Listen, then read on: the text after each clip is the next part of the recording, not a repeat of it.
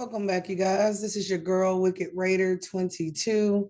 Just taking a look around the board. There have been quite a few updates.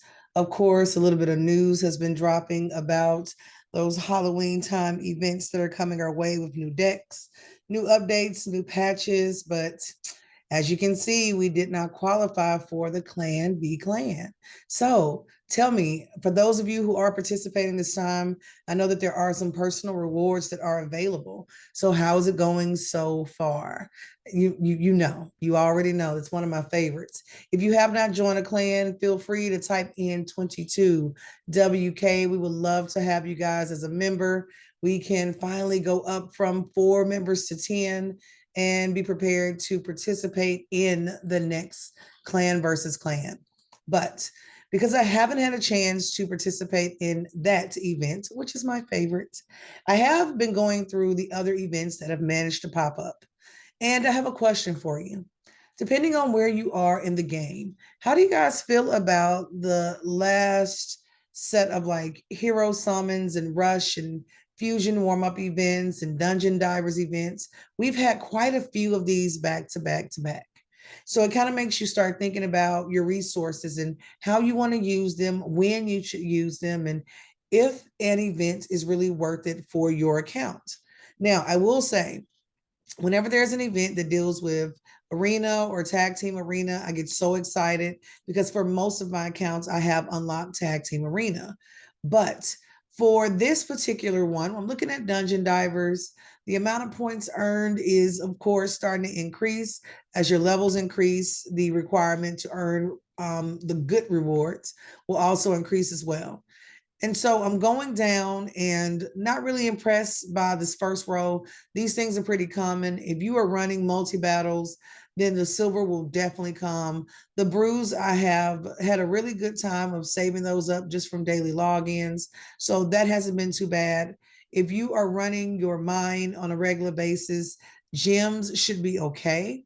I've also tried to steer myself away from using gems to either refresh areas. Oh, guys, I'm telling you, refreshing your market, refreshing your arena, using gems, 5 here, 10 here, 15 here, it adds up.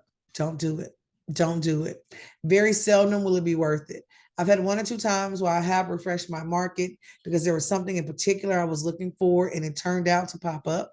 But normally I try to stay away from that because I know silver becomes really scarce and gems do too. The other thing is, if you are constantly moving artifacts, when you do dungeon diving and you're raiding for artifacts, accessories, you're going to be really, really tempted to change out your rings, your banners. It depends. Once you start pulling 6-star artifacts, 5-star artifacts, once you start taking away artifacts that you have enchanted, and guys, I've moved some artifacts and it's been 30, 40, 60,000 silver just to move that one piece.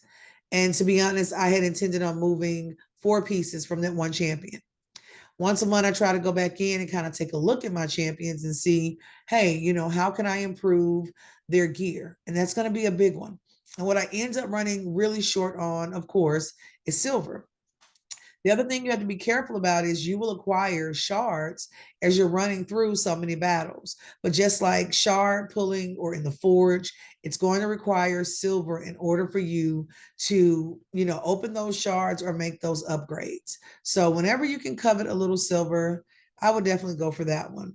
The gems kind of pick up once you make it to 1,600 points, but you don't become eligible for a rare tomb. And I'm about level 40. I have to go back and look at it. 52, maybe 45 on this account. You have to make it to 2,300 to get a rare skill tome. It's very rare during an event with the level of play that I'm doing that I even make it to the second row. So the second row is something that I've been pushing myself at least to make it to those first 2 slots. For those people that are making to the bottom row, I would love for you to answer one question for me. How much playtime are you putting in? When you look at it resource wise, and we're talking about being able to do this in really 2 days, a lot of these events are running two, maybe a max of 3 days. I know this one started on the 26th, but I'll be honest, a lot of times I have other events that are rolling at the same time. And so by the time I click in, I may have 2, maybe 3 days remaining. And so just being able to get through the first row for me is always a big push. Now, what I do want to do is push myself to focus in on an event from the first day until the last. And I haven't really found an event that pulls me in and really drives me to do that. With the tournament talk, because that's the other thing, there have been so many tournaments. So it hasn't been events that I've been really investing in, but I have definitely been here. Tag Team Arena was a pretty good one for me. I love arena guys. I like, configuring teams, moving things around.